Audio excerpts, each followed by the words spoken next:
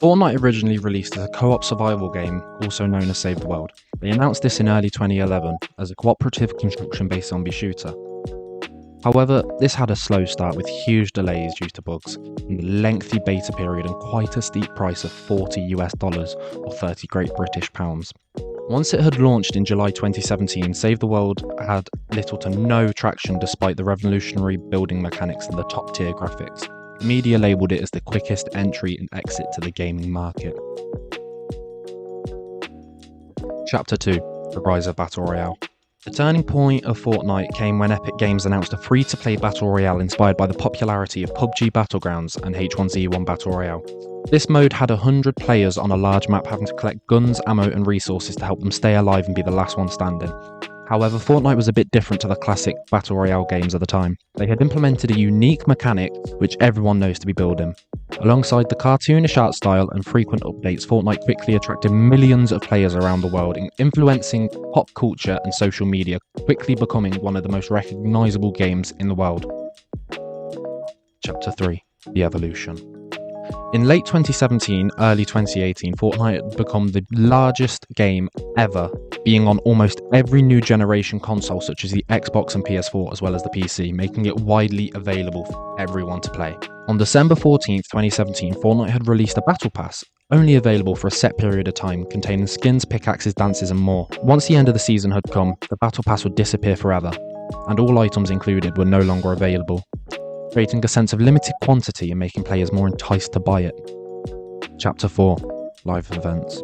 On the 1st of May 2018, the first in-game event happened, the Meteor Shower. This event destroyed Dusty Depot and made players wonder, what's next?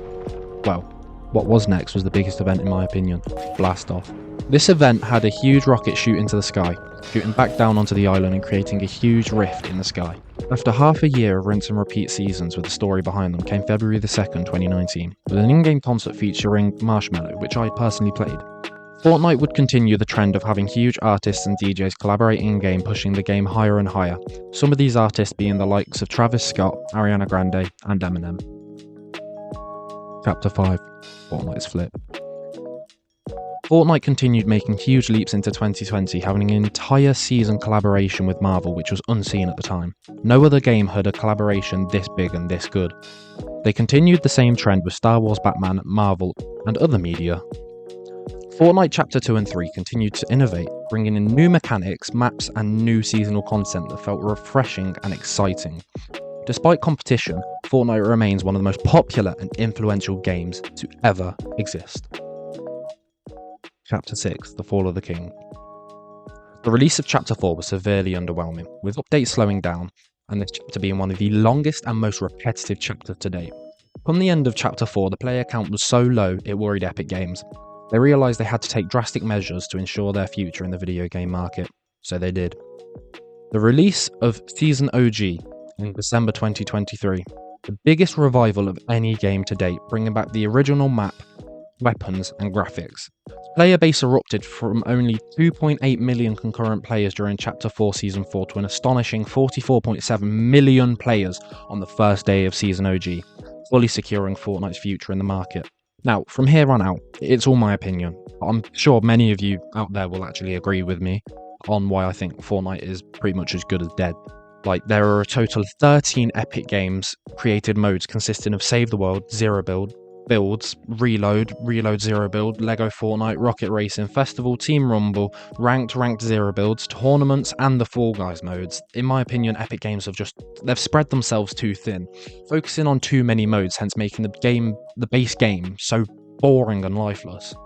Like, currently, as of sitting here and speaking, there are only 350,000 players actively playing the core game, which is vastly low compared to Fortnite's past. Compared to that 44.7 million, that is a crazy downfall. With Epic actually focusing on all 13 game modes, the updates are just becoming less and less frequent literally by the week. Like, I remember when I was playing in Chapter 1, I'm an OG, I'm going to flex that here, there would be a new update literally weekly, with new vehicles, guns and small map changes, and it just made the game feel so fresh and exciting. And with almost no live events happening right now, the game really feels lifeless. And another point is that I think creative has taken over.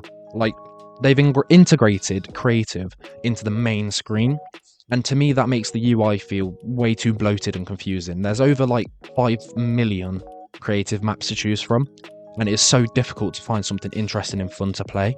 And if I was to change it, I'd revert back to how it used to be. You'd load up creative, you'd enter creative, you'd put in the map code, and then you're in. Personally, simple is better sometimes. And I also think the bugs and errors in the core game are they've truly broken the game. Like, people are using medkit exploits and invincibility exploits to win the game with literally zero effort. And there are other bugs that just break the game and just pisses off players.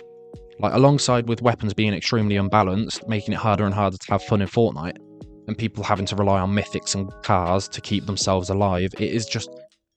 It's so hard to keep playing. We can't stop. Everyone who is currently playing feels the same, but they just can't stop playing. Like, if you look at any streamer, any video creator of Fortnite, it is so hard for them to get content because Fortnite is simply dying. There is nothing happening.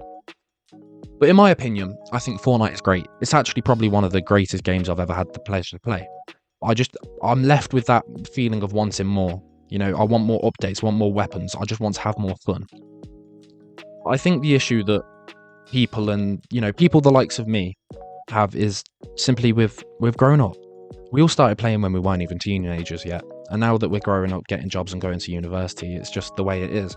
We don't have the time to keep up with the game and sweats that play the game. And we need to accept it's not our issue nor our fault.